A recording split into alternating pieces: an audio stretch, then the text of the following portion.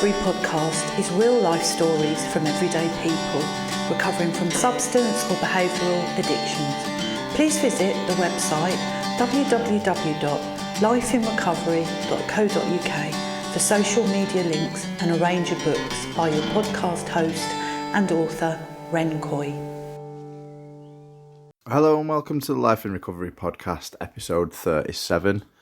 This is an absolutely wonderful conversation with Arlina A, who is also a podcaster. She has been recording the ODAT Chat podcast, that's One Day at a Time podcast, for over 3 years. And she's very established in the podcasting world. Absolutely loves it like I do. And she's just a phenomenal person to speak to. She's got a wealth of knowledge when it comes to recovery. But despite having over 20 years in sobriety, similarly to me, she feels that sometimes there's areas of one's personality or certain issues that we have that can't necessarily be reached with traditional therapy and even the 12-step program, which I'm obviously a massive proponent of. So she's actually considering traditional medicines, specifically ayahuasca, as a way of dealing with certain underlying issues that she has that even 20 years down the line haven't resolved themselves. So, I mean, as you know, I am a proponent of psychedelics in the right setting. So, I was encouraging of that if that's what she wants to do. So, yeah, it'd be interesting to see whether Arlina goes down that route. And I'll also be guesting on her podcast at some point in the near future, so I will definitely be uploading that to my social media, and I'll be making sure that all you people out there know when it's available. As ever, please visit the website www.lifeinrecovery.co.uk for links to social media and a range of books by myself. I've just released my fourth book, The Spiritual Malady, How to Attain Peace of Mind and Lasting Happiness. And I'm pleased to say that there's been a lot of interest in the book already. A lot of people have been emailing me and asking me when the book was coming out. So it's now published on Amazon and all good online book retailers. And I'd really appreciate it if you drop me an email, rencoy@lifeinrecovery.co.uk, once you've had a chance to have a read of the book, to give me some feedback. Let me know your thoughts and feelings around the topics that I've discussed in the book, which is a series of 10 lessons that I've learned over the last 10 years of my recovery. Also, please visit patreon.com/lifeinrecovery for financial contributions. Anything from $5, which is about £3.50, £4 in English pounds, up to $25, which is approximately 20 English pounds. As you know, my daughter was born a week ago today, in fact. And although I am rather tired, it has been an absolutely beautiful experience so far. Yeah, I don't really know what more to say other than it's just a joy having my little daughter in the world. And I'm spending every moment I can with her before I go back to my day job. So really making most of the time. The well-wishing and the support has been very much appreciated, and I just feel blessed to have my family close by and lovely presence from fellows in 12-step fellowships, and the support that they give me as well. And community is just such a massive thing in my life. Without it, I would definitely feel very alone and very isolated, and I certainly don't feel that way. I feel very loved at the moment, so thanks to everybody who's contributed to me feeling that way. Yeah, it's just really emphasised the need for love and kindness and compassion and empathy in the world.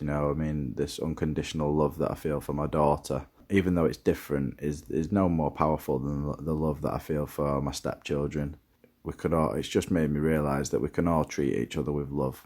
We don't have to be family in order to be kind to each other. and the world definitely needs a bit of that at the moment. I'll probably end up getting all soppy and emotional if I carry on.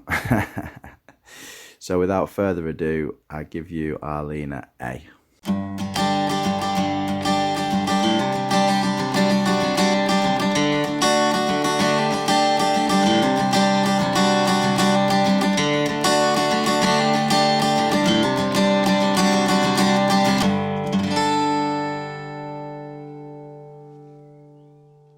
How long have you been podcasting?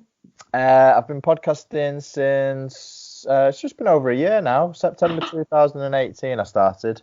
Congratulations. Thank you very much. That's a lot of work.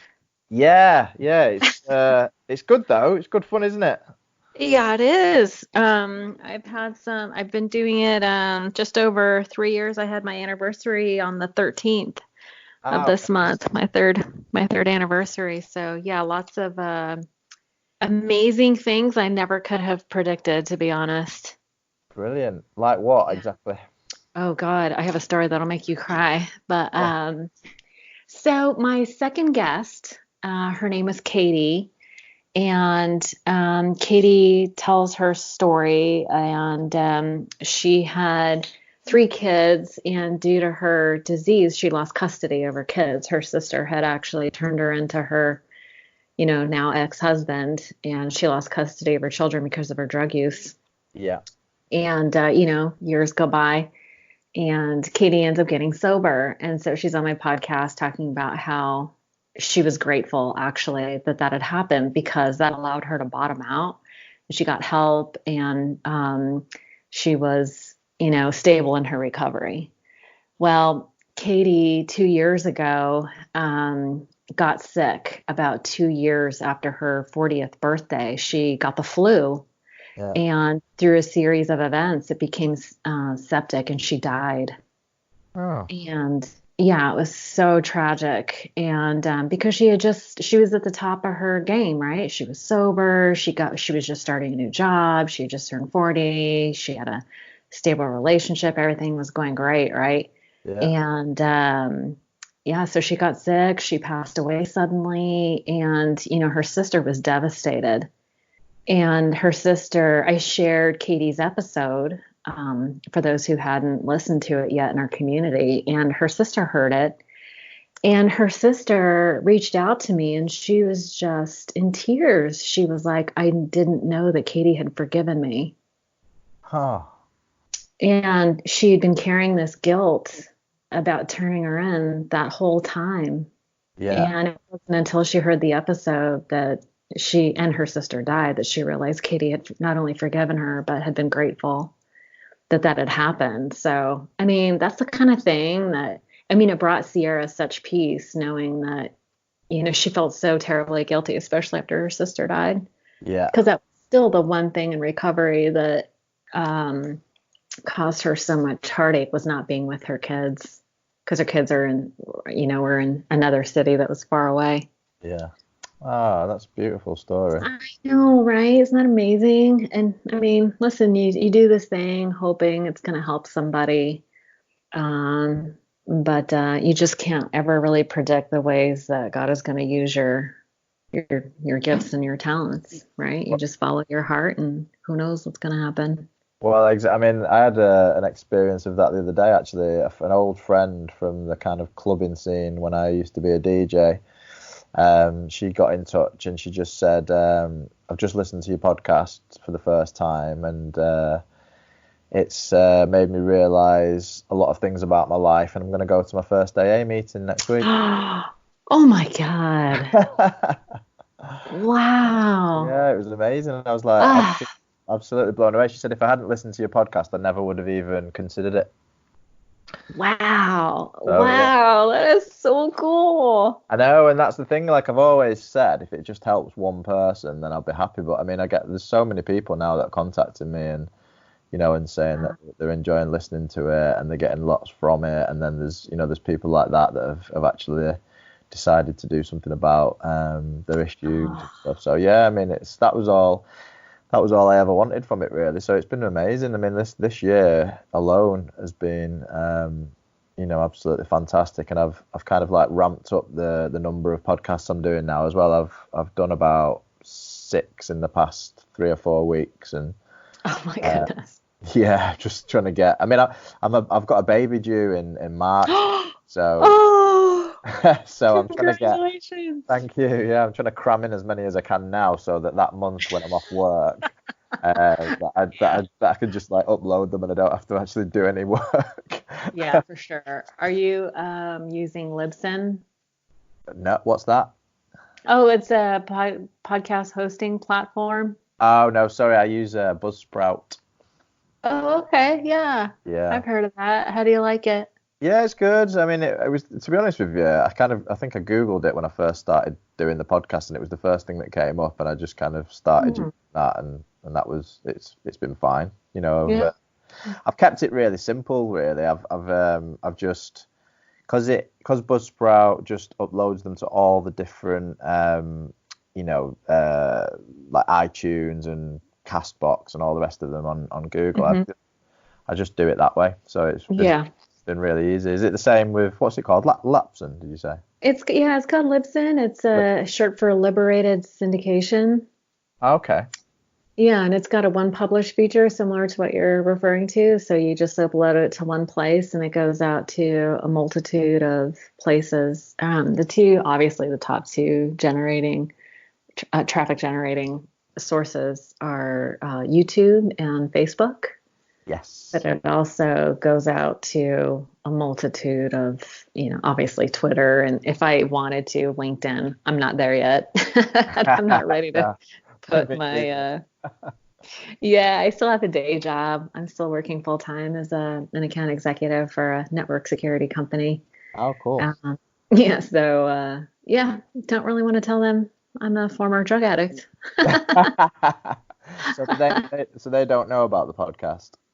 Actually, my boss does. I know everybody on my team knows that I'm in recovery. I've been sober for 25 years. I'll be 26 in April, but amazing. I don't hardly know anybody that doesn't know about my recovery.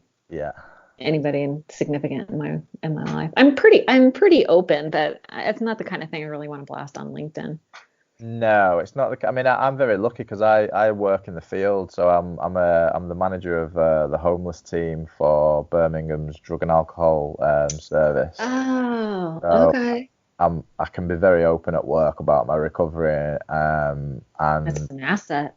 Yeah, and although because I talk about some kind of taboo subjects on my podcast, such as psychedelics and things like that.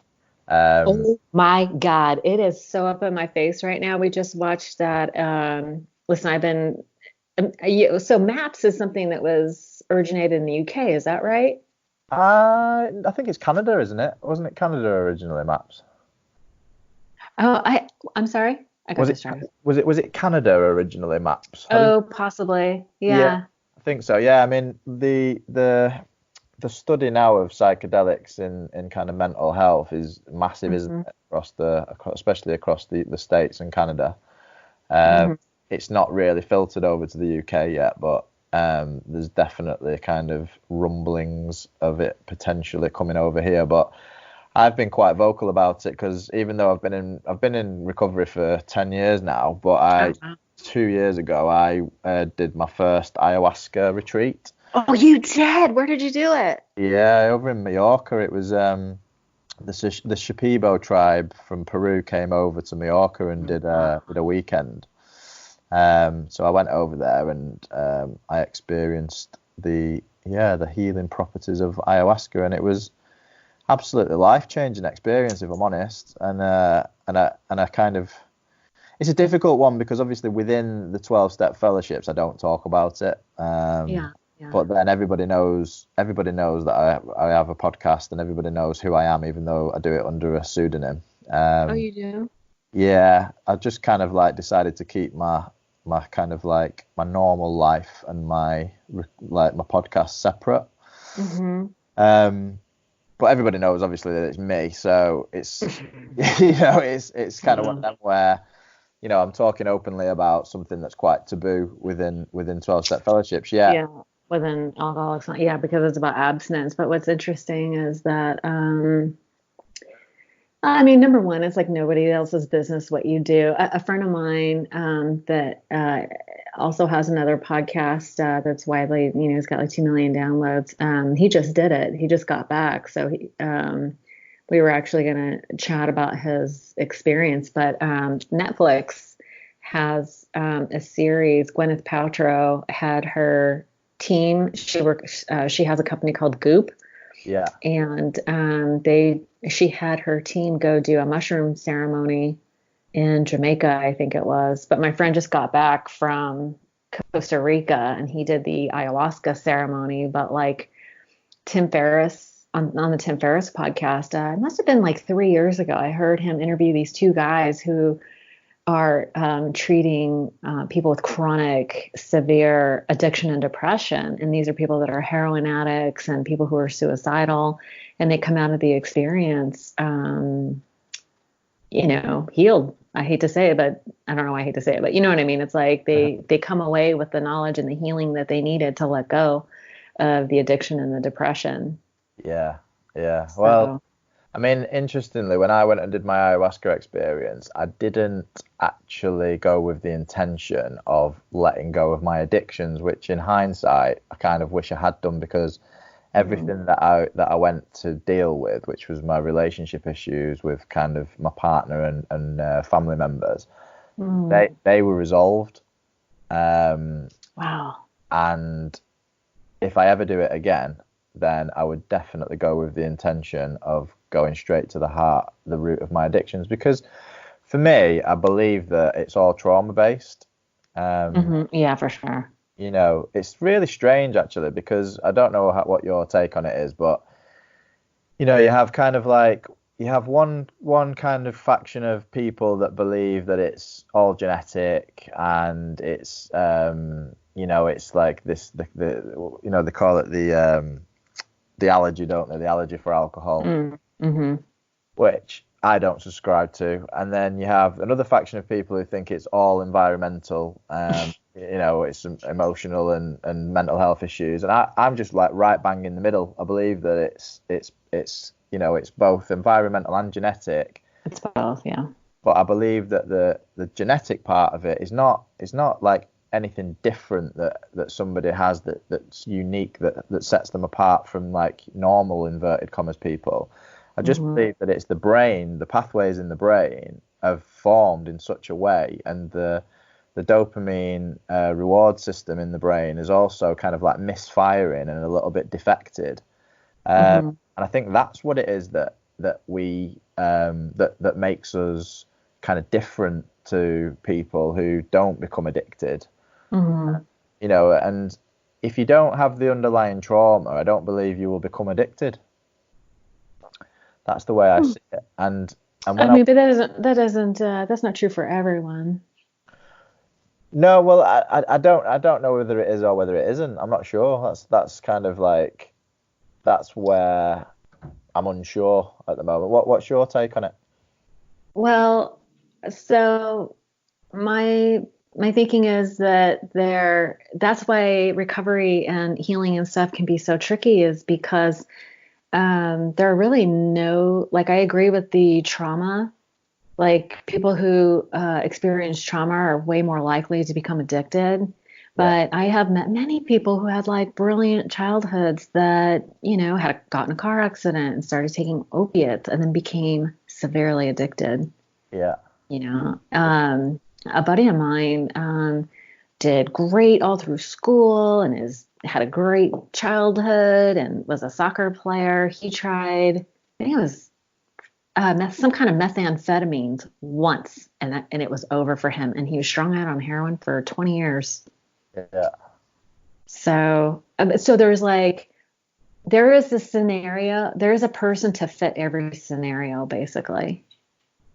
So that's why, but I always come back to, it doesn't matter what the problem is, the solution is the same. The solution is spiritual, the solution is simple, and it has nothing to do with the problem. That's why there's a 12-step group for every issue that there is, because the solution's always the same. It all boils down to, powerlessness, forgiving ourselves, getting clear about what's our part, what's not ours, what we can control and what we can't. Making amends and being free from the past, that whole forgiveness process, self-forgiveness process. And then service, service is a great tool for building self-esteem. And, the 12 steps is a great place to start, but there are so many different modalities to help people recover. And that's, when I do my podcast, that's what I really try to focus on, is everyone tells their story in the first half. And then the second half is about what are the tools or different modalities of healing that you've used to maintain sobriety. And I've just come to the conclusion that there is just no one right answer for everyone. And that's what bothers me about 12-step really, is that people try to turn that into a religion. You know what I mean? Like, yeah, they try to treat it in absolutes, and there just is no such thing. There's a guy that has Rockstar Recovery, and he openly admits using marijuana, and his thing is about harm reduction. So people that are heroin addicts, if they're smoking weed and that keeps them off heroin, God bless you, go do that. I don't give a shit. You know what I mean? I'm not going to be like, oh, you're not sober. You're not, you're alive. And that's what I care about, because as long as you're alive, then there's hope for progress, right? Progress, not perfection, type of thing. Yeah, I mean, I'm very similar to you in the sense that I don't prescribe to any particular mode of recovery as being like the one path. I mean, right, yeah. In my early recovery, I mean, I am a proponent of the 12-step program, and that's how I live. Me too. That's how I live my life. Yeah, me too. But then at the same time, I'm total abstinence, but I'm very tempted to do the ayahuasca thing. Well, I mean, the thing is that ultimately ayahuasca is not addictive. So, I don't see it as, I mean, I did a lot of research, and I did 5 years worth, 4 years worth of research, and then wrote a book about it. You wrote a book? Yeah, I wrote. Holy shit. Yeah, I wrote a book in 2015, published it in 2016, called Addiction Prevention, which was all to do with how I believe the 12 steps can be used in schools to prevent addiction. And I also wrote a chapter on traditional medicines, because at that point somebody had brought it to my attention. And my initial reaction to it was contempt prior to investigation. Right, yeah. I was kind of like, that is a relapse. There's no chance you can do that. And but funnily enough, he ended up not doing it, and I ended up doing it 2 years later. and it was because I researched it, and and I came to the conclusion that, like you said earlier, like modalities for healing, that ultimately, like, I'm open-minded, and I'm willing to go down whichever path necessary to feel better, for the kind of like pursuit of wellness. And I needed to know, like, I mean, and also one of the things that became apparent when I was researching it was that Bill Wilson had his own psychedelic experience. Yes. From belladonna. Yeah. So it's kind of like I went from being very skeptical to thinking, actually there's some merit to this, and I need to know whether this could work. And it certainly does work, and it's not for everybody, don't get me wrong. I wouldn't suggest to anybody in the first kind of few years of recovery to go and try something like that, because I think that the lines can be slightly blurred in terms of what it is you're doing. Like, for example, a few months ago, I think it was about 6 or 7 months ago, I had my first psilocybin experience, and that wasn't in a controlled setting. That was out in the woods with one of my best friends, and and we decided to go on a bit of a journey, like a vision quest, and it was absolutely amazing again. And again, I didn't feel any need to pick up a drink or a drug afterwards, and it's just something that I've experienced now. Very cool. But it was very healing. It was very, very healing, and there's a level of healing that comes with psychedelics that it goes quicker to the problem. You don't. It takes a lot longer to get to the root of the problem by just talking about it, I think.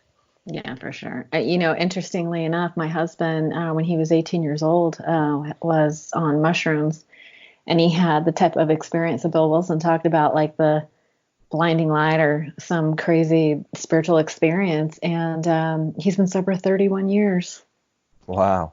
18, he got sober, never picked up anything after that. Oh, right. That was what actually led to his sobriety as well.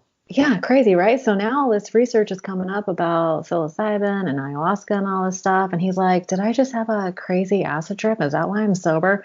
But he almost feels bad about it. And I was like, yeah, who cares? He was, he was sober.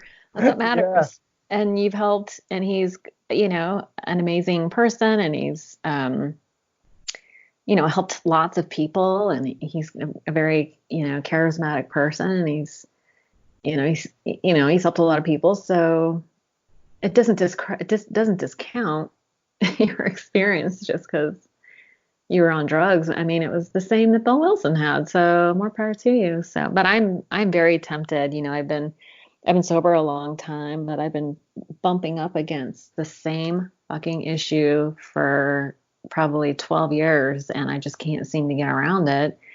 Yeah. And I'm like, fuck it, let's go do it. So I don't know. We'll see.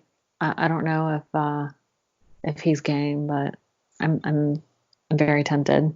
What's the issue that you're bumping up against? I have been wanting to go out on my own and start like a lifestyle business. Yeah.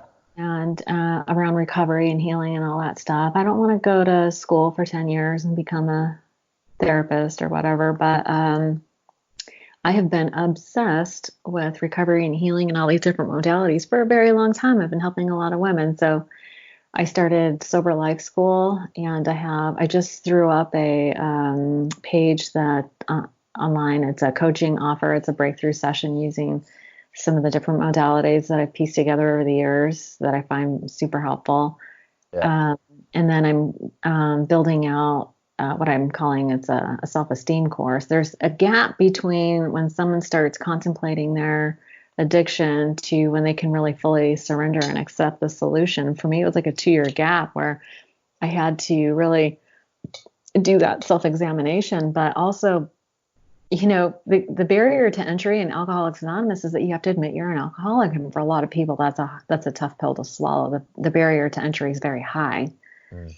So my thought is there has to be a way to, there has to be like a middle stepping stone. So anyway, I have a couple of ideas for classes. One is like a self-esteem building course, because you first, it's like in order to receive the solution, especially that's what the 12 steps does, right? It's like you are able to see, you do the right inventory process, and then you begin to see what's your part and what's not. And when you're able to let go of what's not yours, it helps you bear the weight of what is, and sort of identify that you're not a bad person, that you have an addiction or a disease like a tumor. If you have a tumor, it takes over your life and you have no control over it. It's not your fault, but you got to deal with it. Right. So, so I have a couple classes that I put together anyway. But I started this process probably 12 years ago. I started like this internet marketing journey, learning how to do online marketing with various things, but I've been self-sabotaging myself. There's no other way to look at it. I just been self-sabotaging for 12 years. You know what I mean? Yeah. So, what were you going to say? I was just going to say, you're just never going to progress doing what you're doing because you know that you want to be doing this other thing. Yeah. And so I have like the golden handcuffs, right? So I make a ton of money. Yeah. And I make a ridiculous amount of money like today sitting in my sweats, working for my new house in Idaho, and I love it, but I fucking hate selling software. Yeah. I hate it. It means nothing to me. I'm working with people who are just like, our customers are very, I don't know if you know people in technology, but they have a very specific profile of being very analytical, and they're just, who am I helping? Well, I've got an experience that might help you with that. So, how many years ago was it? It was in 2013, I think it was. I was working in London in sales for a marketing intermediary, and I was earning really good money. And I was also getting pretty depressed and anxious because I was feeling the same that what you just said there. I wasn't really helping anybody. It wasn't really kind of sitting with me morally anymore. So I had this. Well, it's in another book. I wrote another book after the first one called Anonymous God, which was all about synchronicity and coincidences. And to cut a long story short, I went over to visit a friend in Italy, and as a result of some synchronistic happenings, he suggested that I quit my job and go and live in Gran Canaria, where they were moving to. So that weekend, I flew back to London and I quit my job, and and I literally just left and I went to live in Gran Canaria. And whilst I was out in Gran Canaria, or just before I left for Gran Canaria, actually, a friend of mine who was in recovery said to me, "Write down the 3 things that you would do if money was no object." I wrote down those 3 things, and whilst I was out there, I pursued those 3 things, and the last one was helping people, and I came to the conclusion that I needed to do something that was, that helped people. So I contacted my mum and dad, and 2 days later, my mum sent me an email with an advertisement for a job as a counsellor working in prisons, and the only requirement was 4 years in recovery. 3 years. 3 years in recovery, and I was 4 years in recovery. So I moved back to London, got that job, and then I worked in prisons for 4 years as a drug and alcohol counsellor, which was the job prior to the one that I have now as a manager in the substance misuse field. So all that came from just making that one leap of faith. That's beautiful. That's amazing. Yeah, it was an insane thing to do, but but it definitely fortune favors the bold. Yeah, and and the money thing is like the gold. What did you say? The golden handcuffs. Golden handcuffs. It's so true, because like it does hold you back, doesn't it? In that sense, like you become accustomed to a particular lifestyle. I'll just tell you a quick story. So I live in a town called Eagle, Idaho. I just moved here 6 months from California. I was in Silicon Valley my whole life and just moved out here. And there's a company called ClickFunnels. I'm not sure if you've ever heard of it, but it's sort of like, it's a software platform where you can create a website, and using their methodology and training, you position a hook story and an offer. And your offer being, like, for me, it would be like my self-esteem class. And so using their methodology, getting a really good hook to create curiosity, and then using stories to help people connect with you and to help them sort of, overcome their objections. Then you bring them to a crazy good offer, and it's like a recipe for success. Well, turns out the lady, and every year they have a user conference, and every year they give out what they call a 2 Comma Club award, meaning somebody has generated $1 million through their ClickFunnels account.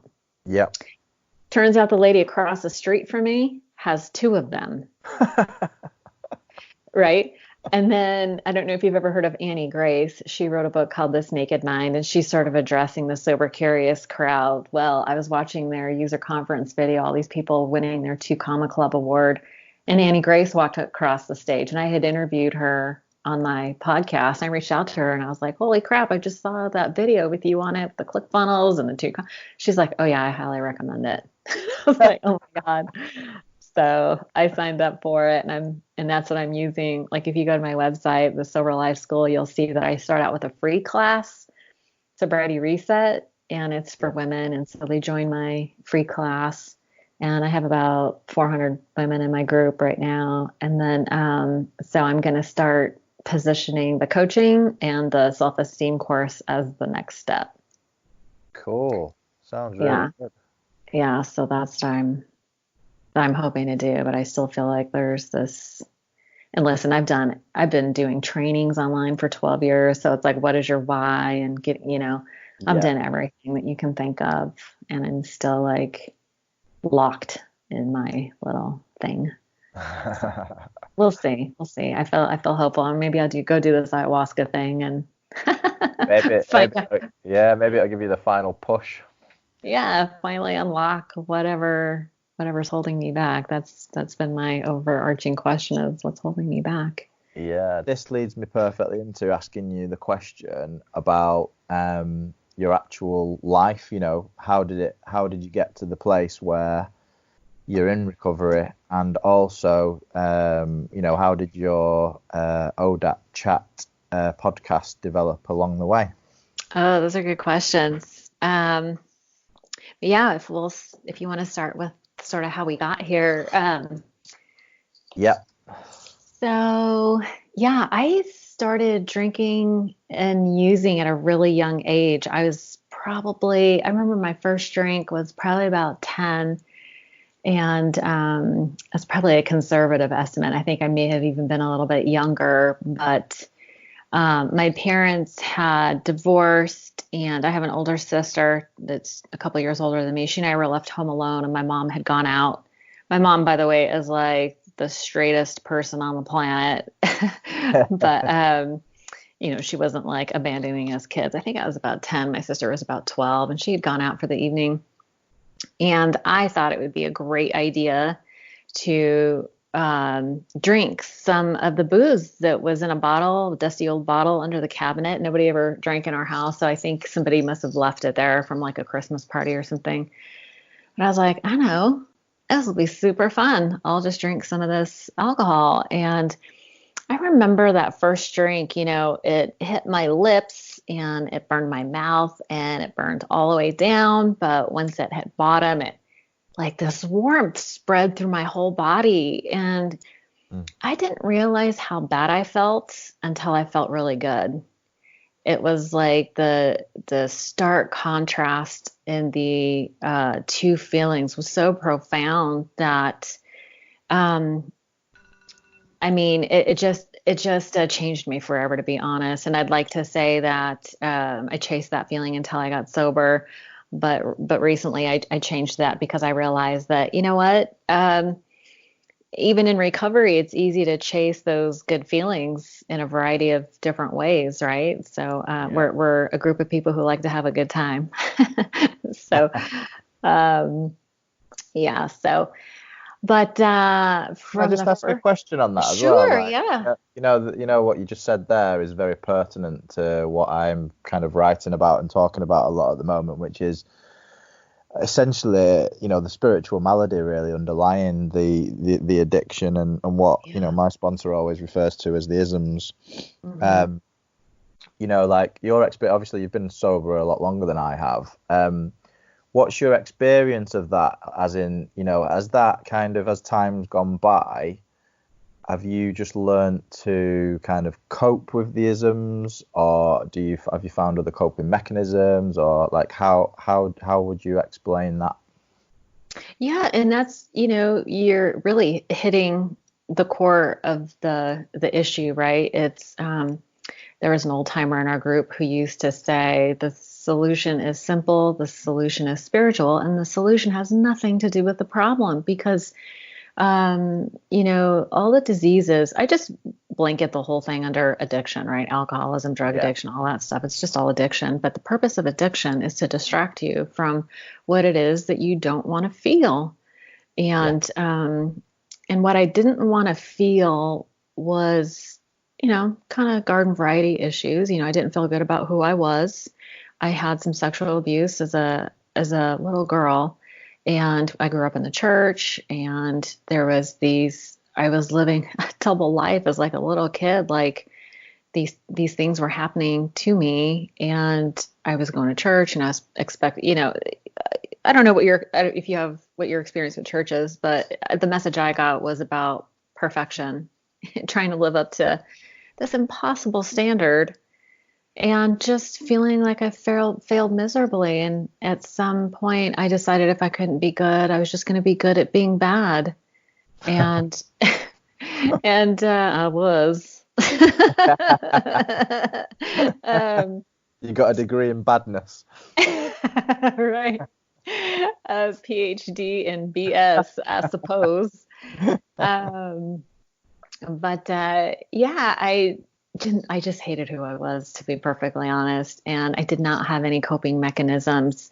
But once I got into recovery, I realized I learned so much when I finally got into recovery. I learned that it wasn't my fault, but it was my responsibility. Yeah. And I showed up completely self-centered, but incapable of self-examination. And I think that was large in part due to the need to disassociate. My coping skill was disassociation, and I used drugs and alcohol for that, among other things like men and working and whatever. Yeah, anything to fix the malady. Anything to distract me from what I didn't want to feel, which was horrible. Felt horrible about who I was. Do you know one of the interesting things though that you mentioned the last time mentioned earlier was about the guy who became addicted. He had a kind of a great life, but he had an accident or something, and then he became addicted to opiates. Yeah. The question that was going through my mind, and I forgot to ask it later on, was, or to kind of like, I suppose, make a statement about that, was, even though a person might not have had trauma in their early life, if they experience some sort of trauma in later life, like an accident or anything that essentially kind of like makes them miserable, is that not the same thing? Yeah, I would agree with that it's the same thing. Because what happens with people with trauma is they don't know how to cope with it. Yes. Right. If you have no coping skills growing up, if you're not taught coping skills, and where do we learn our coping skills? We learn them from our parents. Yeah. Right. And if they're not, and listen, people are so different now than they used to be. There is so much more information now than there used to be. But quite frankly, my parents didn't know what to do with me. My parents divorced, and my mom's response to my big feelings was to shut me down.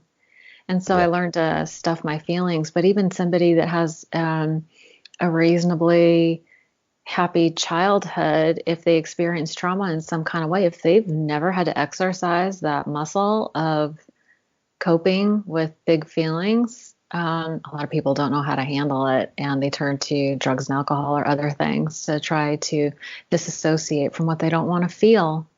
Yeah, absolutely. So, I mean, we're definitely on the same page there, because I was just a little bit like, I just didn't understand whether you were saying that there's people out there that become addicted that, that just kind of like, it's just a physical addiction, because my kind of understanding of it is that if a person doesn't have some sort of emotional or mental health issues underlying, in the background, then the chances are they're not actually going to become addicted, like an addict, full-on addict, because they will have coping mechanisms. And yes, they might use, a drug or a behavior or whatever to kind of get them through a difficult time, but they'll probably move past that and overcome it. Yeah, there's a great video. I wonder if you've seen it. It's this guy talks about everything we know about addiction is wrong. Yeah, Johan Hari, yeah? Yes. Yeah. The opposite of his connection. Yeah. And he's talking about these little ladies that go get hip replacements. They don't come out opiate addicts. No. We do. Maybe they're just not savvy enough to know how to get there. But at the end of the day, there's underlying issues. And truth be told, maybe I'm interpreting somebody else's experience like they had a happy child, but I don't know what happened. Yeah, I don't know what their personal makeup is. No, we don't, do we? And that's the thing. We don't know like the story bit behind kind of how that person got where they were going. But the reason why I keep talking about this with everybody, and I suppose like people that listen to this podcast might think I'm banging on about it all the time, but I think it's because I'm so passionate about getting the idea, getting the idea out there into the mainstream that addiction is not a choice, and addiction is a result generally of trauma, of emotional issues, of not being able to cope with emotions, of not being able to cope with mental health issues. And you've got your faction of 12-step kind of members who are very let's say fundamentalist, who believe that it's all about the craving and what they call the mental twist.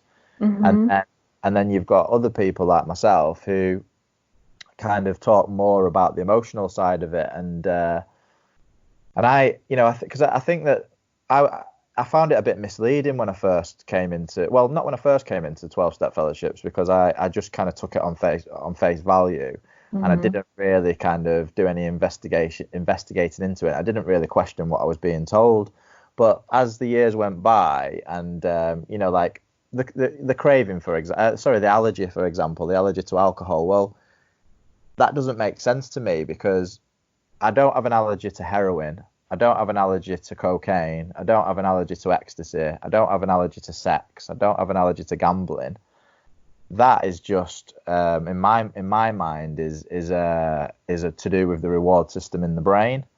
And I believe that everybody's got that to a greater or a lesser degree. Like, we all find pleasurable activities and pleasurable substances pleasurable, but if you've got underlying emotional issues and mental health issues, those pleasurable substances and pleasurable behaviors are going to become ever more appealing, and to the point where you're going to become reliant on those behaviors and substances.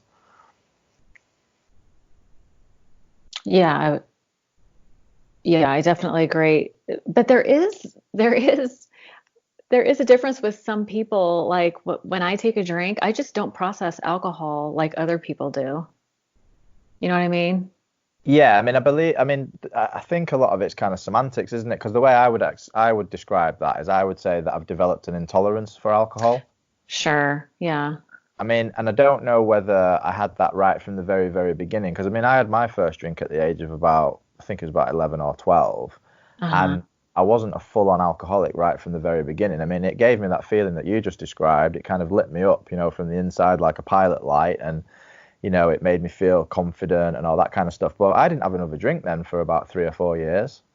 Whereas a close friend of mine, he took his first swig of vodka, and that was it. He was a full-blown alcoholic right from the very beginning. So yeah. I think that like genetically, we're all obviously different, and again, a lot to do with brain makeup, and there's definitely a genetic component to alcoholism and to addiction, But I agree with the statement that you made earlier, that alcoholism falls under the bracket of addiction. So therefore, to separate alcoholism apart from addiction and say, well, alcoholism has got this allergy component to it, that just doesn't make sense in my mind. And maybe it's just I'm getting a bit too attached to the word allergy. I don't know. But, my experience is that any substance that I put into my body that I like the feeling of, I become addicted to it.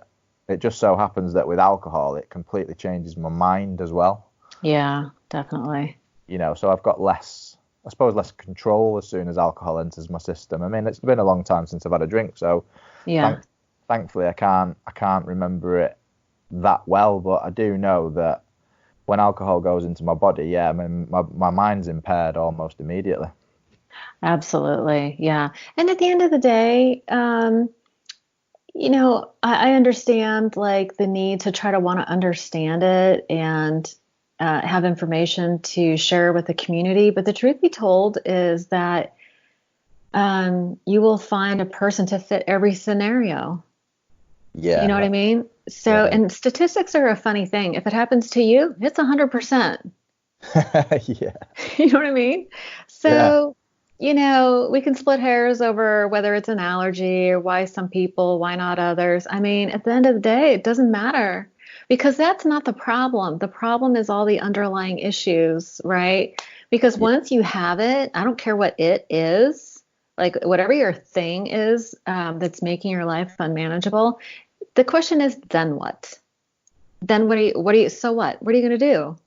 And then that's where we shift gears into the solution. And that's what I think is fascinating, because there are so many different modalities to recover from addiction. And you and I had discussed a couple of different kinds. And, I grew up, I got sober 25 years ago, where I didn't even know that there was rehab. I was a little jealous. Some people got to go to rehab, but I got sober sleeping on my mom's couch and going to AA meetings all the time. And, I kind of stumbled into it. I had a really bad night with my sister, and the police were involved. I have no idea why they didn't take me to jail, but I blacked out. I had hurt my sister. I did a whole bunch of horrible things. and woke up the next morning and I was like, what was that all about? And I just had that sinking, sickening feeling that something horrible had gone on the night before, like many a night. And I went to go talk to my sister, and she described the events of the evening, and she started going to Al-Anon, and I was horrified. For those who don't know, Al-Anon is like from family members of alcoholics. Yeah. And that's when I started beginning to question my drinking. And it took me 2 years of really questioning my drinking, because the barrier to entry into Alcoholics Anonymous is to admit you're an alcoholic. And for a lot of people, that's just a tough pill to swallow, right? So it took me 2 years of wrestling with the idea and testing regularly my ability to try to control it. And I did everything that the book talks about, the glass of water in between drinks, switching from hard alcohol to wine or beer, eating before I went out. And I was like a chronic, I don't know what you call it across the pond, but I was a chronic puker. Yeah. Same thing. Same thing. Yeah. Yeah. I would make a joke out of everything. I used to say that if I didn't wake up with splash marks on my shoes, it wasn't a good time. I mean, gross. Not super ladylike, but yeah, it took me 2 years of wrestling with the idea before I was ready to surrender. And I did go to an Alcoholics Anonymous meeting, and I was desperate as the dying can be. And it was like, I still had my job. I was losing the boyfriend that I had, but yeah, I just went, like, I don't really do anything in half measures. So I didn't do Alcoholics Anonymous in half measures. I did everything they told me to do. And till this day, I still am like eyeball deep into the work. I like doing the work. I've grown accustomed to being uncomfortable, because I've learned that if, life is uncomfortable already, right? It's going to be uncomfortable. So you might as well do the work that's going to net you a good result in the end. It's all about cause and effect. This is not a moral issue. Like you said, we don't necessarily choose this, but once you have it, it's not your fault, but it is your responsibility. Yeah. And you have choices. We might be powerless over alcohol and drugs or whatever, but we are not powerless over our choices. No. I love that, what you just said. Yeah. Yes. It's hard. It's very hard. And that's why, that's why we need support. It's like we literally, like AA is a support group, because we need support to face these things that we're so ashamed of. We do things we normally wouldn't do under the influence, right? But that's not who we really are. Some people think that alcohol is a truth serum, but it's not. It's a lubricant for fear, right? It lets all your fears out, and you say horrible things that you would never say, and you don't always mean. Yeah. It's the total Jekyll and Hyde. I am not the person today that I was, when I was 25 years old and lost and confused and just like, how did I, have you ever had that experience where you're just like, how did I get here? I'm not this person. Oh yeah. I mean, my ex-wife, well, she's now my ex-wife, but she was my partner at the time. I mean, I remember reading my dad, who'd already been in recovery for about 20 odd years at the time. Oh, wow. He gave me a copy of the big book, and I read it on holiday, and I had a beer in one hand and the big book in the other hand. Yep. And I was flicking through this big book, reading bits of it to my partner at the time. And the bit when it talks about the Jekyll and Hyde character, I read that to her, and she said, "That's you." She said, "You're such a lovely person when you're not drinking, but when you've had a drink, you're an absolute monster." Oh my God. And it was just like awful. And the irony of it was, I gave that book back to my dad, and I said, "Thanks very much for that, Dad." And I thought my dad was just trying to tell me about his alcoholism. And I carried on drinking for another 2 years after that. But okay. I think you had that 2-year thing as well. Yeah. The seed had been sown, I think. The seed had been planted, And and then it germinated a couple of years later. But the beautiful thing about what you said before, which I was just it stopped me in my tracks for a moment actually, and then I lost my train of thought, was when you said about I've learned to feel uncomfortable. Yeah. And I think that's the bit where I'm at in my recovery that I'm struggling with is, I've put down all the fixes. The only thing that I really fix on these days is chocolate, and everything else is kind of like in moderation and doesn't really cause me a lot of, emotional or mental discomfort. And but if I don't have my little fix of chocolate and I'm just left with myself, I find that it is really, really uncomfortable. And I think that that's what I need to do, or that's what I feel like I need to do, is to learn to just be able to sit with that. Well, I'll tell you what, I would not recommend, like I'm all about feeling your feelings now, but I feel like maybe something to consider would be to process your feelings. Right. And maybe that's what you mean. But for instance, there's a meditative process by Tara Brach. She just wrote a book called Radical Compassion, and it's largely teaching people how to process their feelings to resolution through something called the RAIN process. And I'm probably going to butcher it, but it's like recognize, acknowledge, investigate, and nurture. And the idea is that, yes, you sit with your feelings and you kind of lean in. It's like first you recognize, oh, I'm having a feeling. It's like I feel triggered, something's going on. Maybe eating chocolate is a red flag for you that, I would guess that something is up for you. There's an area of stress in your life that you're disassociated from. And, I have my red flags too. If I start shopping too much or whatever, I have a sugar thing too. Whenever I start indulging, I go, something's up, but I'm so disconnected from it because it's like a brain mechanism that immediately goes to, I need to disassociate. But then I have these little signs like eating too much sugar or whatever. And I'm like, okay, something's up. And so in a meditative space, like I meditate in the morning, my self-care routine is really important. I do it in the morning, and meditation is a part of that. But I will sit and, I recognize something's going on, and then I begin to have like some awareness. It's typically like in my body somewhere. They say the issues are in the tissues, right? So there's a check-in, check in and kind of do the body scan. Like, where am I holding tension? Is it in my chest? Is it in my gut?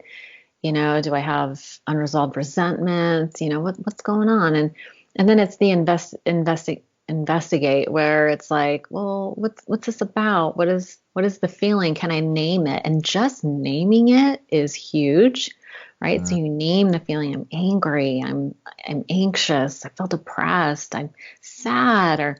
And then nurturing is, well, what does that feeling need? And so many of us struggle with anger, and it's like anger is a sign of an unmet need, right? And so what is that feeling trying to tell me? It means I need something. I need nurturing. I don't know about you, but prior to recovery, maybe even in recovery, because it's still human, I will judge my feelings. So it's not bad enough that I have a negative feeling, but then I have like that secondary wound of, then I judge myself for having it. And, you know what I mean? It's like that. Like I shouldn't be angry. I shouldn't be angry. It's like, get it together, woman. It's like, what is your problem? You should be grateful, just all that invalidating self-talk. But through the RAIN process, you're actually validating your feelings. And that's the thing, is what we resist persists. So if you don't have a friend to talk to who can validate your feelings, and I give my friends the language that I need to hear, I've been married a long time, and I tell my husband when I'm sharing something with him, I'll tell him, I go, when I'm done with this, I need a poor baby. And he goes, oh, okay. So he's like prepared, right? So he listens. He doesn't try to fix me. And at the end, I kind of pause and give him the look, and he goes, oh, poor baby. He validates my feelings, gives me a hug, and I'm like, cool, now I can move on. But Yeah. until we validate our own feelings, sometimes it's very difficult to get past it. Yeah, and with like, without sounding sexist, like, men don't really do what you've just described, and I have that experience with my partner as well. She does exactly the same thing. You know, she's kind of very good at just getting it off her chest, and Hmm. then she get, you know, have a hug and yeah, a bit of like, what's the word? She used the words this morning actually. She just said, "Oh, I just need a bit of poor me time," she said. Yeah, yeah. And that's the thing though. It's most conflict in relationship can be resolved just by validating somebody else's feelings. And all that means, it doesn't mean it's not about right or wrong, which is where people get really distracted and sidetracked. It's not about right or wrong. It's about, yeah, I could see how you would feel that way. Yeah, show a little empathy for heaven's sakes. This is a person you love. It's like give them a little empathy. It's like, oh, I could see how you'd feel that way. And then it's Well, like, it's all from childhood though, isn't it? Because I for mean, sure. like, I grew up in a household where if you kind of shared how you felt about something, the general response was, "Oh, it'll be fine. Don't worry about it," you know, and it was kind of dismissed, and not in a horrible way. It was just that's just the way that everybody in the family and wider kind of friend groups and stuff spoke. I'd never met anybody until I came into recovery that kind Right. of validated what I was actually feeling and actually said to me, "Yeah, I feel that way too," or, you know, "It's okay to feel that way." And it's like learning a completely new language. So you have this language with your recovery friends. You don't have the language with your family and your other friends generally.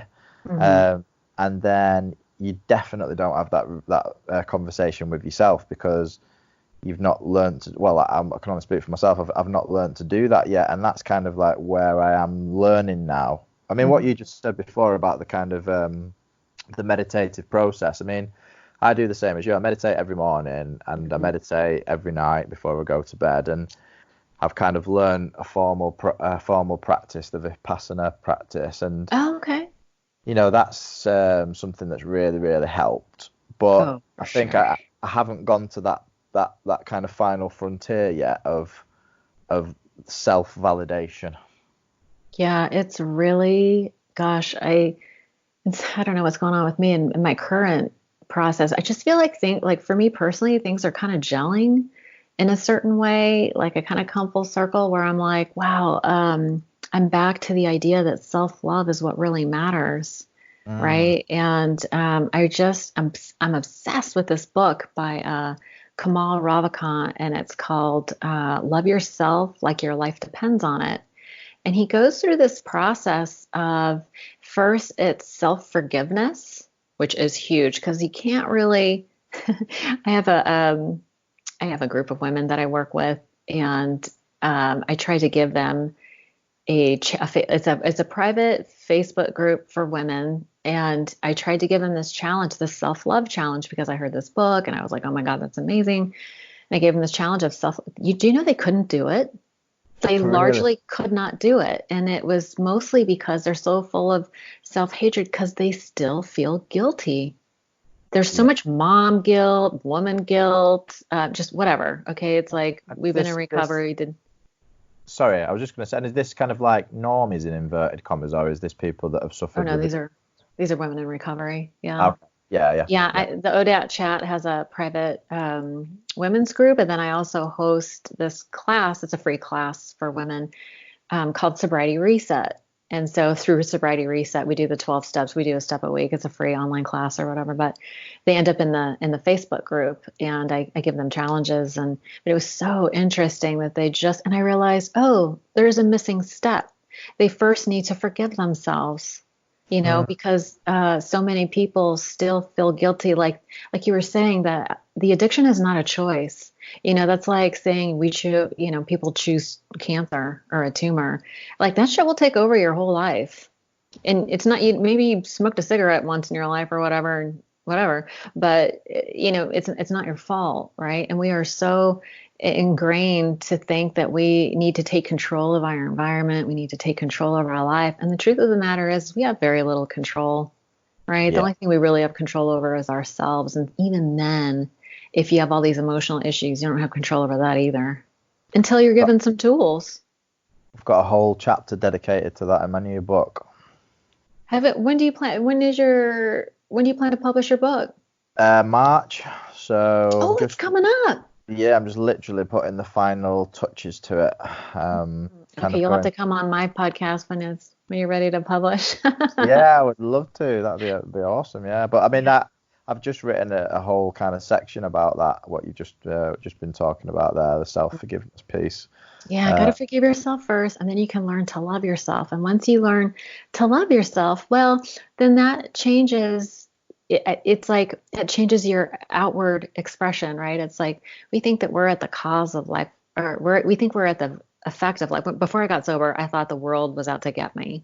I thought I was at the effect of the world. Turns out it's just the opposite, which is I was largely at the cause of all my misery. I was the creator of all my misery, and that's the good news and the bad news, right? Yeah. It was like, oh, damn, that sucks. But the good news is it's like, don't worry, because if you take these simple 12 steps, it's a great place to start to turn that around, and my favorite step is the 4th step, because for me, it was a process of, you remember I was saying when I showed up, I was completely self-centered, but incapable of self-examination.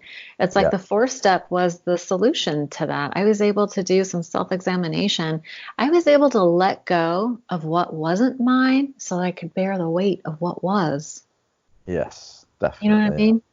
And then with the support network, I was able to face what I thought were the worst parts about me and turn those defects into assets, and got a totally different perspective on life and a new purpose, and just got supercharged because now I have a superpower. Now I know how to help other women out of their misery, and that's given me my purpose. So it's like alcoholism is like the best, worst thing that ever happened to me, because now I have this amazing gift and desire and drive to help others out of their suffering.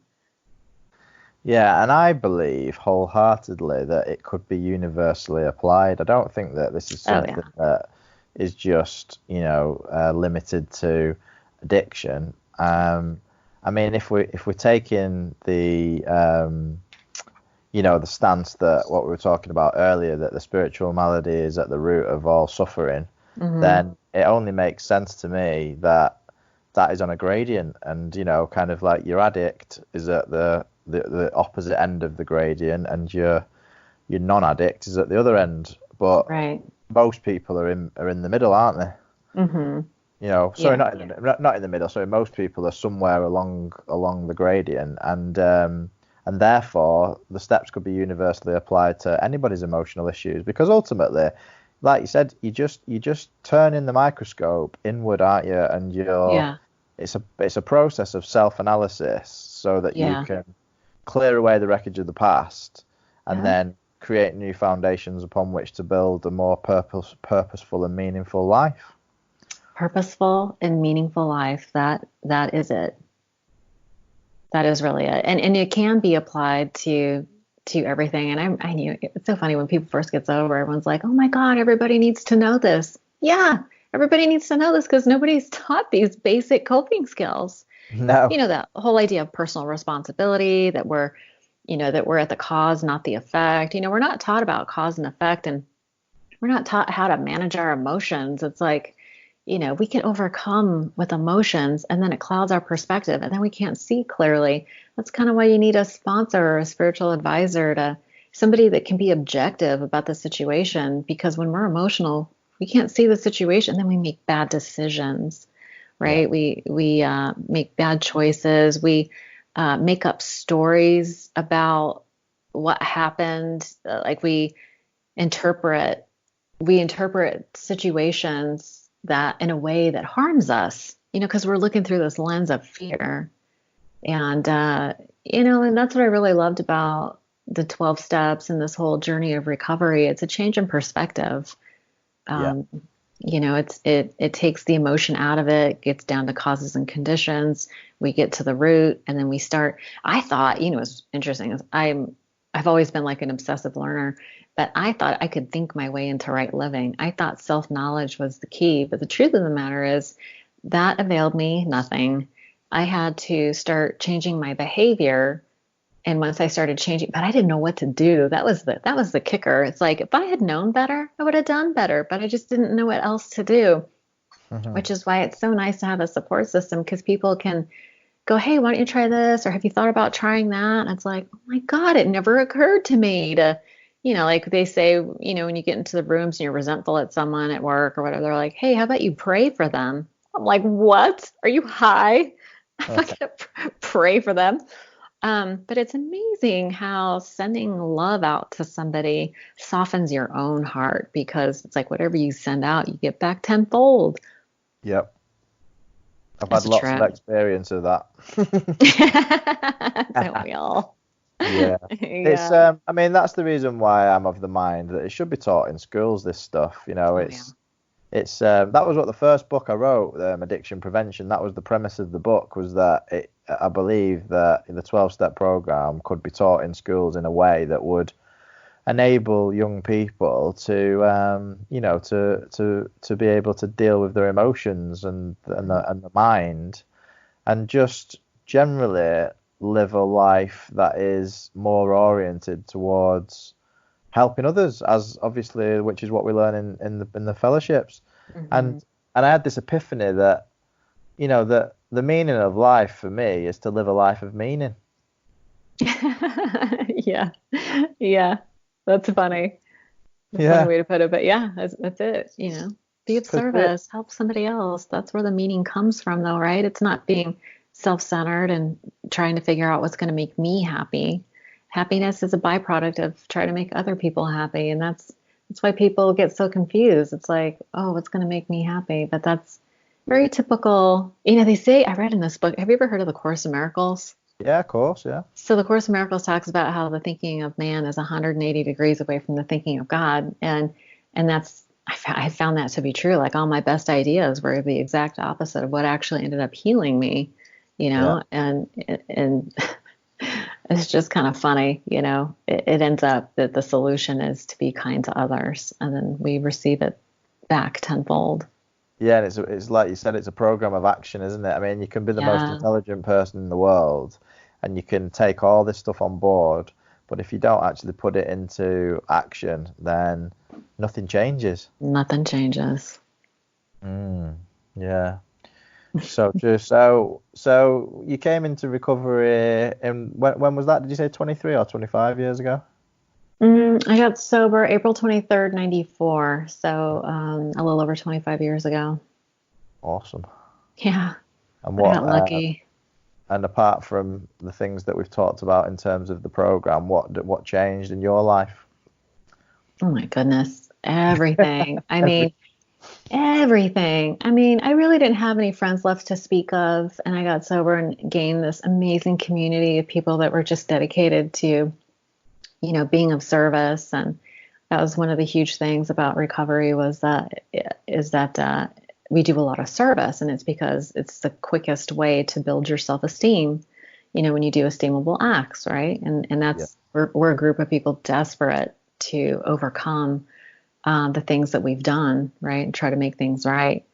And so I did the 12 steps, but like I got into the Course in Miracles, and I just became obsessed with anything that I could get my hands on that was going to help me understand. It's kind of a paradox, right? So you kind of do have to do a bunch of learning, honestly. And what I didn't know about the 12 steps initially is that it's largely a writing exercise, so and everybody skips over prayer and meditation, it seems like, step 11, prayer and meditation. Yeah. But I really... I just wanted to pause on that one there, because I think that is a massively, massively important point that you've made. That's been my experience, that what you've just said there is that I had to go off on my own step 11 journey and, and really, really seek. I mean, I remember, I don't know whether it was Joe and Charlie or it was a really well-known speaker that said, when you're seeking God, seek God like when you were a child, when you were playing hide and seek and you were looking for that other child, you know. Yeah. Seek like your life depends on it. And that was, and I took that to heart, and I really did, you know, and I went down the path of many different kind of spiritual many different spiritual paths, and did a lot of reading, and obviously came to the place where, you know, I had a my own belief in a higher power of my own understanding, which has held me in really, really good stead. But a prayer and meditation throughout that entire journey up and to this day is like the bedrock of my recovery, because without it, I've had blips in my recovery where I've lost all faith and I've stopped praying. Yeah. Which is normal, by the way. Like, yeah. It's So totally normal. It's me. actually part of the process. I mean, my over the 25 years, and I'm kind of in a funk where I feel like I need to redefine what my higher power means to me, because I don't feel connected to it. And I was like, oh, I feel kind of ashamed about that. I'm a little embarrassed that even after all this time, I feel disconnected. But that's what happens in long-term recovery, is that we're always evolving, right? So what worked for us yesterday isn't necessarily going to work for us tomorrow. So the idea is to, be present. And that's what meditation does, right? It helps you to be present, and so that you can pay attention to what feels good so you can do more of that. Yeah. Definitely. Yeah, but that idea of a higher power is always evolving, I feel like. Yeah, I'm really glad that you said that, because that is my experience thus far, and you're obviously a lot further on. And I kind of get that. Like I listen to what old timers are talking about. Do you know what I mean? Like I think to myself, like, these are the people who are much further ahead of me, and they're the ones that are like kind of, going to show me the way. And ultimately, yeah, I mean, it makes sense, doesn't it, that if you're going to have to keep evolving, you're going to reach a place where the things that you're doing at that particular time maybe aren't going to work for you anymore, and you might look at needing to change things. And I think this is where a lot of people stumble. Like you hear a lot of people that relapse at like 10, 15, 20 years sober. Lots of time. Yeah. And I think that's the reason why, because I think that it just becomes a bit stale for them. Yeah, we get real comfortable thinking like we know something. But I'll tell you what, the truth of the matter is I am not further ahead than you are. Maybe time allows me to mature in some ways, but you and I are don't put your elders on a pedestal, because at the end of the day, it doesn't serve them, because we all need to maintain. Step 7 is probably one of my favorite steps. I know I said step 4 was, but really step 7 is all about being humble, right? Yeah. It's it's easy to get caught in that trap that you think you know something, and then people around you are like, oh, you've been sober a long time, you must know something. No, I don't fucking know a thing. I don't know anything more than you do. Not really. You know what I mean? Because I still have the same feeling, but I get oh, you think I know something? Uh-oh, I better act right. I better not tell anybody that I really don't know what's going on.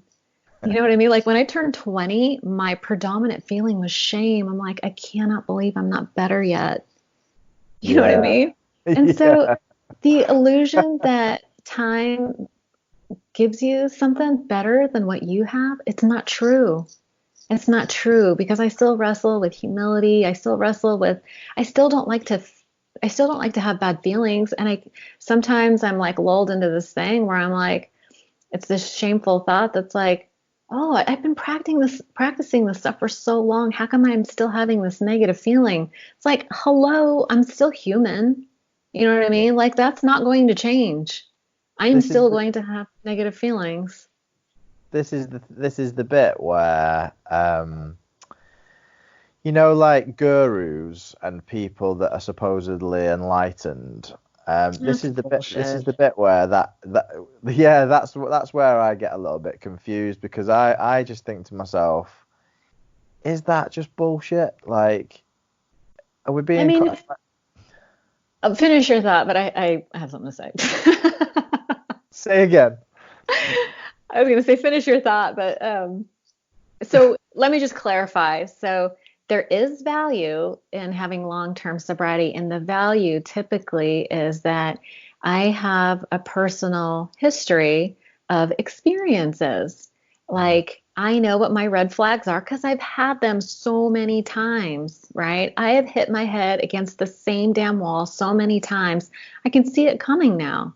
And that's sort of like the benefit of long-term recovery, right? I've had a lot of experiences, but at the end of the day, it's like I don't like feeling angry. I don't like feeling sad. I don't like feeling vulnerable in the way that that I'm going to get hurt. You know what I mean? It's like, and I have, and I'll just little caveat to that is that I do recognize the value in being vulnerable, but I only do it in front of people who I feel safe with. Otherwise, it turns into humiliation, right? And I don't expose myself to that anymore, but I will get vulnerable, like with my sponsor or someone I trust. But these people, I don't know if anybody's like, I personally don't really know anybody who's like, oh, I'm a total guru and I got this shit figured out. Yeah, if you hear that, run away. Well, I wasn't thinking in recovery circles so much because I've never come across that before. But what I was thinking is more outside of recovery. So, like your characters like Eckhart Tolle, for example, Okay, he's kind of a badass. I kind of like him. Someone like Ram Dass, who's just passed away. Oh, yeah. You know, God rest his soul, because he was a beautiful person, wasn't he? And but he, you know, like there's you know, Thich Nhat Hanh, for example. There's these masters, these figures in kind of like contemporary culture that are considered, you know, in some way kind of enlightened. And I'm not sure about that. Like I don't know whether that's a real thing or not. And the reason why I do think about that is because, in a way, it gives you something to aim towards. You know, it's almost like a Christ figure, isn't it? Do you know what I mean? Yeah. And that's really kind of, it's so interesting because you know, I grew up in the church in a Christian household, and I get the pursuit of ideals, right? Like all the people that you mentioned are submitting ideals for your consideration, but I feel like the people you mentioned do it with such a level of compassion and humility that it's not, that I feel like it's authentic and genuine. So I totally get that. However, ideals, like for those of us who are like extremists, like ideals are like the horizon. The horizon is actually a mental construct. It doesn't actually exist. Like you could walk toward the horizon and you will never get there because it's a mental construct, right? And that's what the ideals of like Christianity, like the teachings of Jesus or Buddha or whatever are ideals to strive toward, but it's not meant to be used as a club to beat ourselves up. And I think that's what we do often, is that we compare ourselves to others and, you know, why am I not further down the road or whatever. But you know the beautiful thing about the program is that we surround ourselves with people who are just struggling to do the best they can, and they'll swat you on the ass and be like, you know what, you're doing just fine. You know what I mean? Just giving you that, like, yeah, you fell down, you blew it, but whatever. Just move on. Well, my sponsor talks a lot about self-acceptance. He says that, you know, like if you can just reach a place of self-acceptance one day at a time, you'll be all right. And I like that. That's something that I can kind of grasp and get my head round. You know, accepting like yourself, warts and all, really. But here's the funny thing, you know, we use this word recovery all the time, but what does it really mean? It means that we recover our whole selves, defects and all, right? Recovery is about becoming whole. It's not about becoming perfect. And you're right. Self-acceptance is being able to, my sponsor gives me this challenge. Can you love your unlovable parts? And I'm like, wow, she like threw down the gauntlet when she said that to me years ago. Can I love my unlovable parts? Sometimes, but sometimes I can't. Sometimes I get so in touch with something that I feel, and it's been a long time since, you know, I don't really do shame anymore. Maybe that's another benefit of long-term recovery is I've, you know, faced my demons so many times, and you kind of build up a tolerance to it. It's like, oh yeah, there's that thing. Meh, whatever. Yeah. But it just becomes old after a while. It's like, okay, I guess it's not that big a thing anymore. But yeah, it's like recovery is about recovering our whole selves, which is exactly what you're saying. It's about self-acceptance. Yeah. Yeah, it's nice to hear you talking in this way, that there's not a destination, is there, to reach. It's just, enjoy the journey as best as you can, and try not to be too hard on yourself. And another thing my sponsor always says is just take it easy.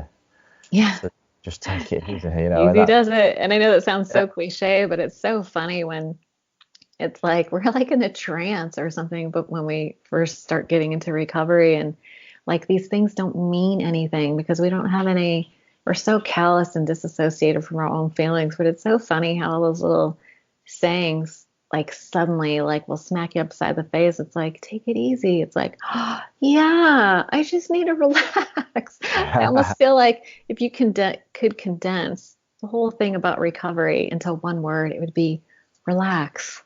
Relax. But you've got no point of reference to relax before you recover, because like, I mean, even now, like he always laughs at me because he says, well, he says, when do you relax? And I think to myself, apart from the kind of 15 minutes morning and night that I sit down and meditate, like my entire life is just on the go, and my mind never stops running. And it's not like it was an active addiction where it was like the washing machine head and, and I was just basically absolutely batshit crazy.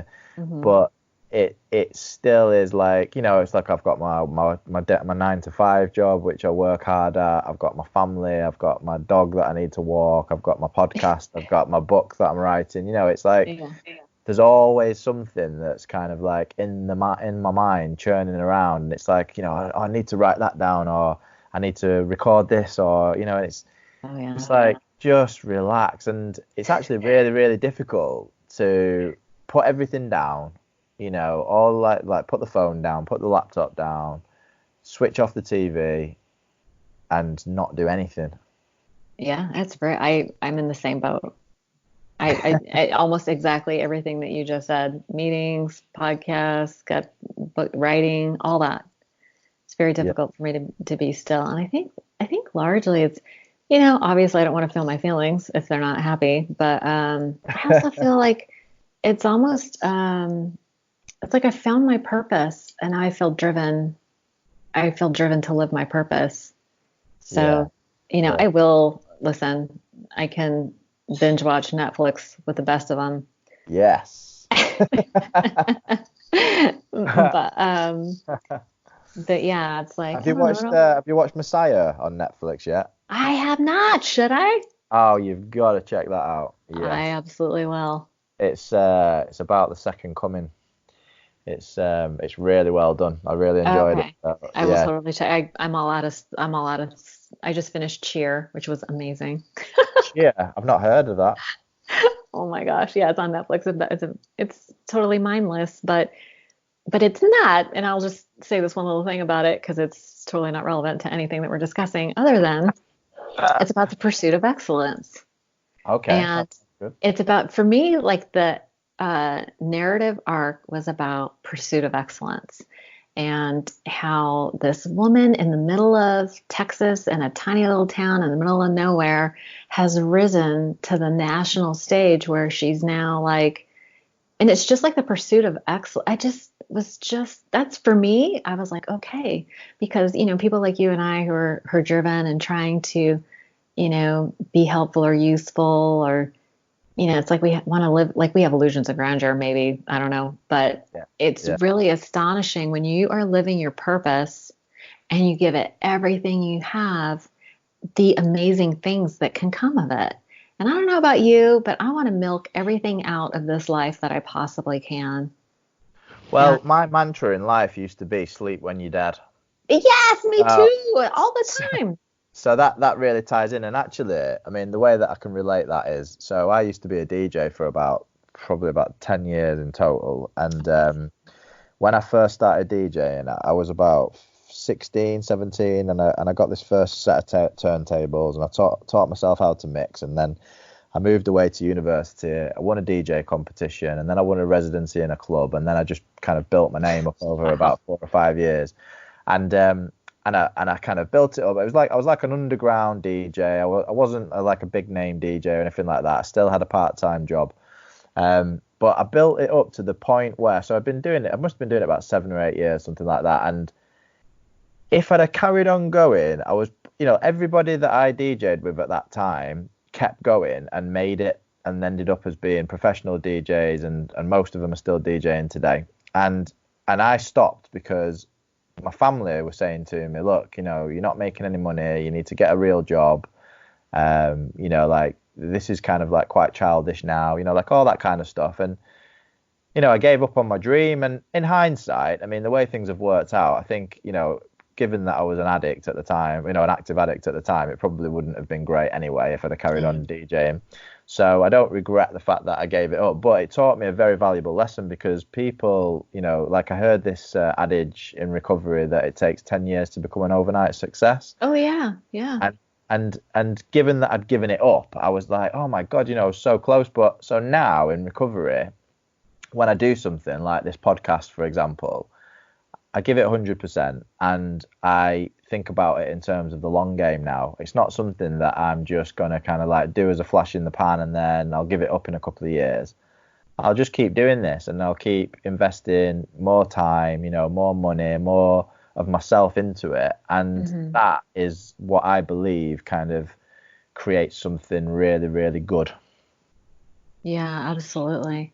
And I don't know if you've heard this quote before. We tend to overestimate what we can do in the short term, but underestimate what we can do in the long term. I've never heard that. That's brilliant. Isn't that good? Yeah, I didn't come up with it, but I love that because Claim it. It's mine. I said it. And your podcast. So you started your podcast 2 years ago, did you say, or 3 years ago? I just celebrated 3 years of doing the podcast on January 13th, and and I just love it. I don't ever see myself not doing it. It's just enriched my life in ways that I can't even express, and so much so that a friend of mine that has a recovery podcast, we're going to be starting a class. It's and we're doing it in a challenge format. So it's launch your podcast on iTunes in 30 days or less. And the website's podfast.co. And so we're going to, because the thing is, it's like, we want to get the message to the masses. It's like you were saying earlier, it's like, we need to get this message out. And like, you're going to be able to speak to somebody in a way that I cannot. And, everybody has their own unique message. And, this information needs, like you were saying, everybody can benefit from it. So, well, it's like the true I mean, the internet is essentially, obviously, like, without making a very obvious point, but it's connected the entire globe, hasn't it? And this podcasting medium has now become like it's at the forefront of communication, because Joe Rogan Experience was probably the #1 podcast, wasn't it? And now is the biggest podcast in the world that most people have heard of or listened to, and he's got such a massive range of guests that it's really broadened the horizon. I mean, since I started listening to that podcast as a recommendation from one of my best friends, and that was probably about, I don't know, 5 or 6 years ago, something like that. And now I don't have a podcast on in my car if I'm driving anywhere. Me too. I'm listening to a podcast, and it's and like the information that I gain from listening to these podcasts is unbelievable. Are you familiar with the Tim Ferriss podcast? Yes. Yeah. I mean, I'll be honest with you. I've only listened to a couple of them, but yeah, I'm aware of the guy. Yeah. Is he one of your favorites? Oh my God. Well, he's the reason I started podcasting, and I first started podcasting. I'm in high tech. I was in Silicon Valley, right? And that's where he was from, or spent a lot of time. Yeah. But I was like, you know what? There's not a lot of. I was in high tech sales, and there was not a lot of women. It was like there was like zero at the time, 0 women doing podcasts about sales and technology sales. So that's how I started doing that. And it was really on my heart to do a recovery podcast. But because of the traditions, I was like, oh my God, I can't do it. And Yeah. then a friend of mine, I used to go to a 6 a.m. meeting called ODAT, and that's where I got the name of the podcast. And ODAT stands for one day at a time. But I used to go to this daily 6 a.m. meeting for years. And my girlfriend was there at 6 a.m. She left, she got in the car and got in a car accident and died 3 hours later.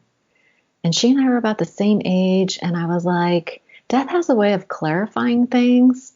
And I was like, what am I waiting for? Whose approval am I waiting for? So that's when I started doing the recovery podcast. And that's what has really fed my soul. That's what really feels like my purpose is to share, what was so freely given to me. What were you worried about? Anonymity? Yeah, step 11. Yeah. Oh, yeah. Okay. Oh, tradition 11, or yeah. you know what I mean? The tradition, maintain your anonymity. Yeah. At the level of press, radio, and film. It's a difficult one, that, isn't it?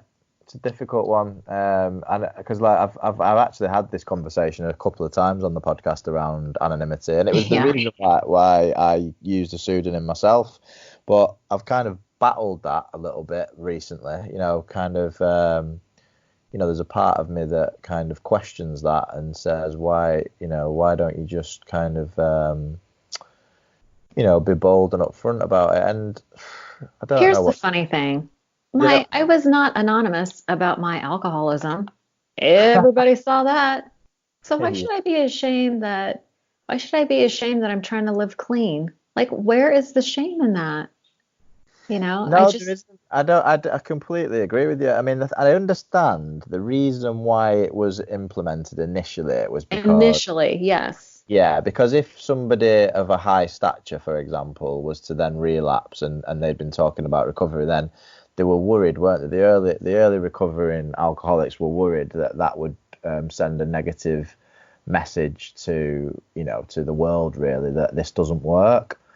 But we've kind of I'll tell you what, though. I'm sorry to interrupt you, but I'll tell you what, it does not work for everyone.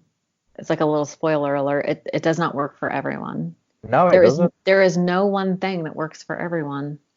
That's why we need so many different things. And I'll even up the ante a little bit and say that in the beginning they did it because it's in the literature that they were so inundated by responses, people desperate for help, that they had to maintain their anonymity. Otherwise, it would have just taken over their lives. Like, this was meant to, these people treated it like a vocation, but they still needed to live. There was obviously the stigma, like they needed to be able to have gainful employment, right? Yep. That's not so much an issue today, right? People are more accepting, and truth of the matter is they don't want you drinking at work anyway, so that's fine. But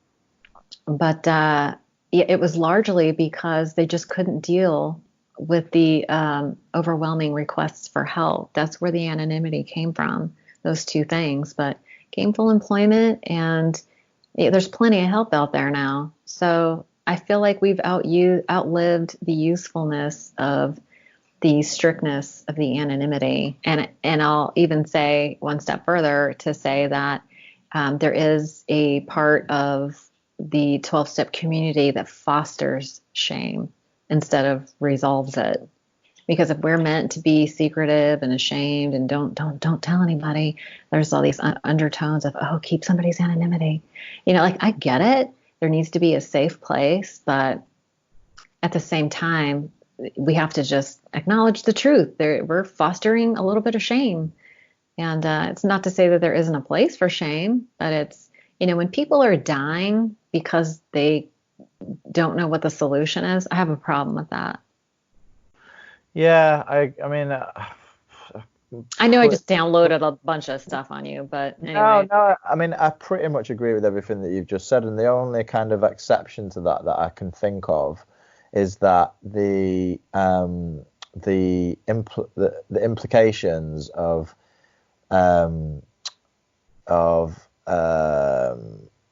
not being anonymous on your family members and friends, well, mainly your family members. So, for example, if I was to brandish it all around Facebook, that, you know, my life in recovery, and talk in the if I was to talk in the same way on my personal Facebook page as the same way that I do on this Facebook page, then that might have an impact on my immediate family. And that's the only bit that, you know, I think a lot of people take Yeah, into consideration. but there again, it's like, in what way? Like, they're not responsible for your choices. Like, No, they're what not. But you, like, as an example, so like as an example, if I was to you know, post an excerpt from one of my books about my kind of like drinking and drug days, you know, and the things that I used to get up to, and my father-in-law was to read that, for example, you know, my father-in-law knows that I'm in recovery, but he doesn't know all the war stories, and would probably be a little bit shocked about that. And even though I'm not particularly shameful about those things, it would potentially like it have would an shock effect. him. Yeah, it And probably then what? would shock him. And then he'd get over it. Yeah, I'm sure. Well, he probably wouldn't be that shocked because he knows me well enough. But you know what I mean. I'm not saying like I suppose like I don't really have these worries personally, but I'm trying to think about it from the perspective of others in recovery who, I mean, ultimately, like the be all and end all of this conversation is it's personal choice, isn't it? Sure. And, Yeah. and And I understand the need that, like, some people are like, so people in recovery are typically so ashamed about who they are and their behavior that they need a safe place to go to share, right? So I understand that people are showing up with shame, so they need to feel safe. And so, the anonymity does give structure to, like, it does help people to feel safe, but it's at the same time, it's a place to start. It's not meant to be like, I felt like the purpose of recovery is to put you back into society, a stronger person, a whole person, a person with flaws, even, I dare say. So, I mean, I've been completely transparent. I've had zero blowback. Will I invite my mother to a meeting so that she could hear me share my story? Absolutely not. I mean, my story is on the internet all over the place anyway, but I mean, I don't need to hurt her feelings. It's yeah. over. It's over. I'm better. Well, I'm going to say something now, and I'm going to edit this little bit out of the podcast because this is an example. So at work, where I work, obviously, I post this podcast out to the people that work at my place, and it also goes to external partners. And one of the partners is the council, the local city council. And because I've spoken about psychedelics and my use of psychedelics openly on the podcast, I think quite a bit of blowback about it, because obviously psychedelics are illegal, and these senior managers in the council have gone to my senior managers and said, do you know that he's talking about him using psychedelics on the podcast? And they've said, we didn't know that. So now they've come to me and said, look, you can't really send this to the council anymore.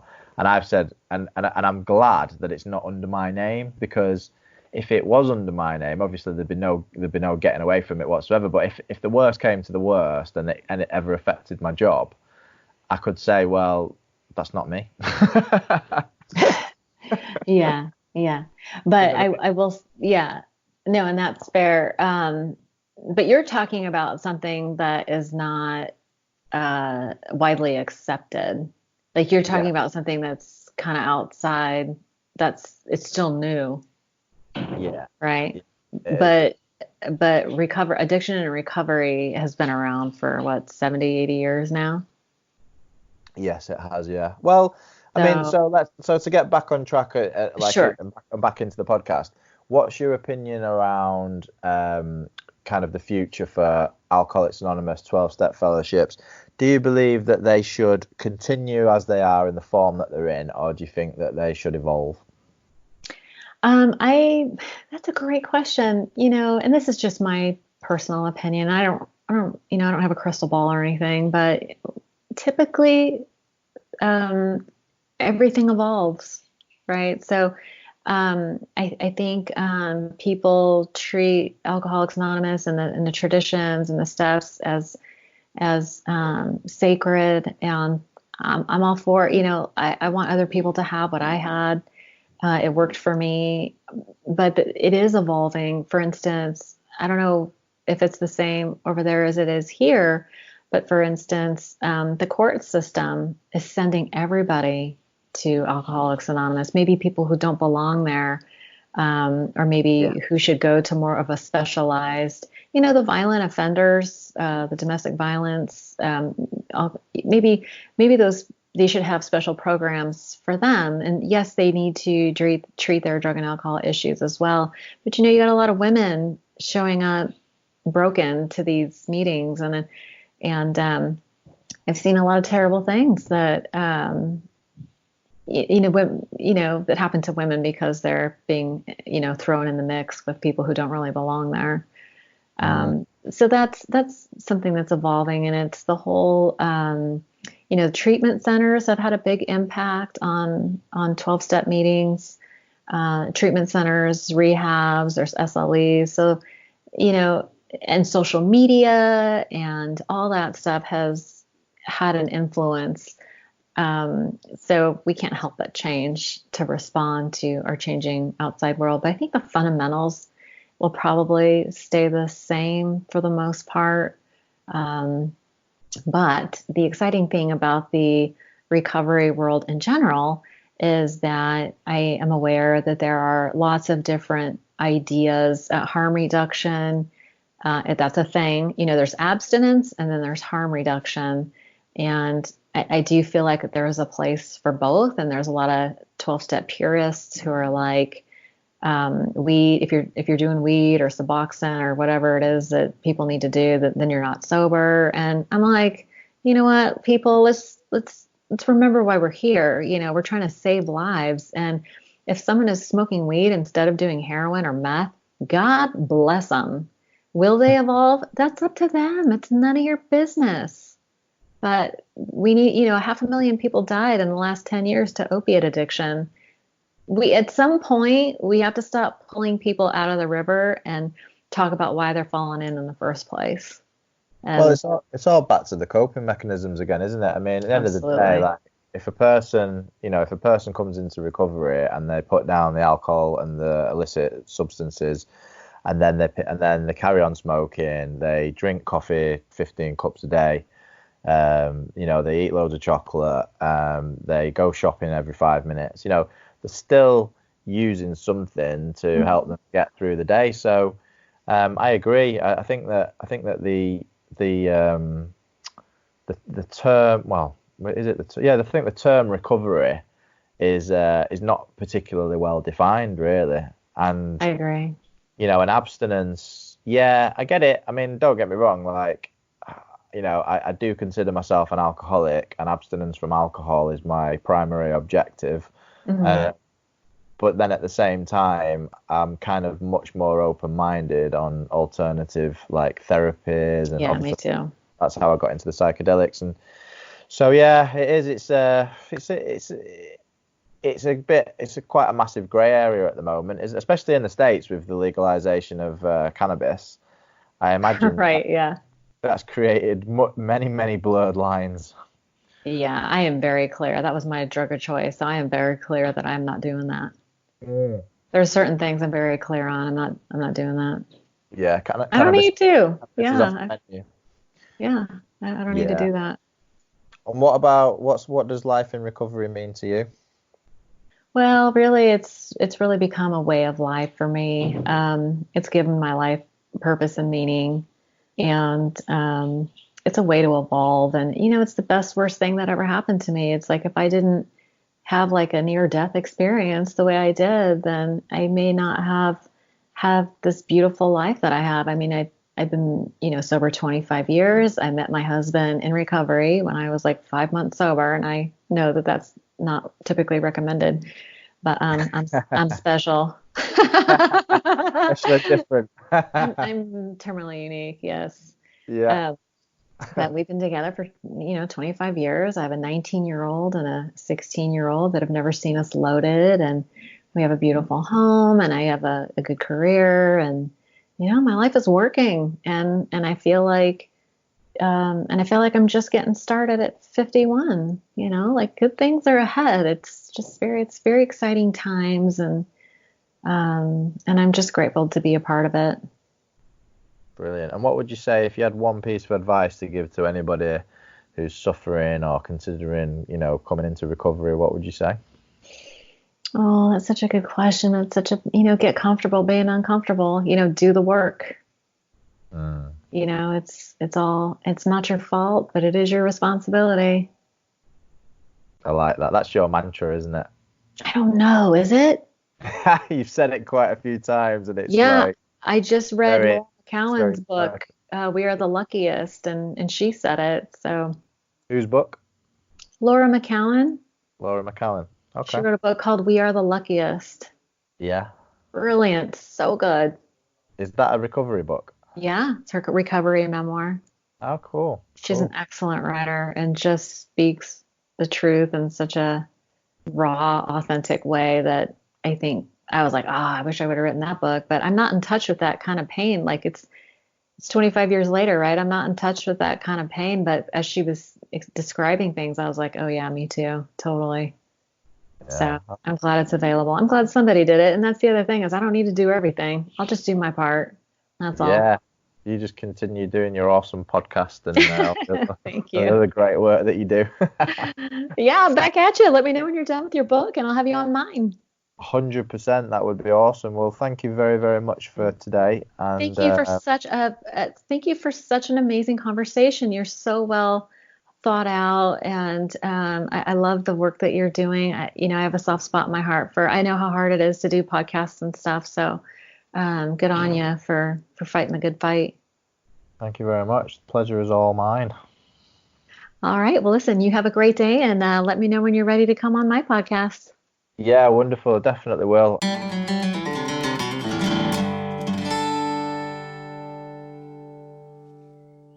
Thanks very much for listening. If you've been affected by any of the issues discussed in the podcast, please see links to a range of mutual aid organisations underneath the podcast link.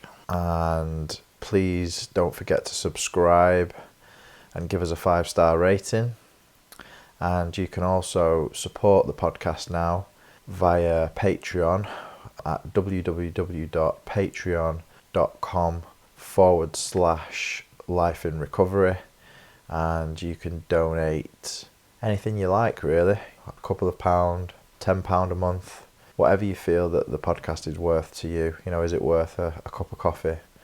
So yeah, anything would really, really help to market the podcast and spread the word of recovery far and wide.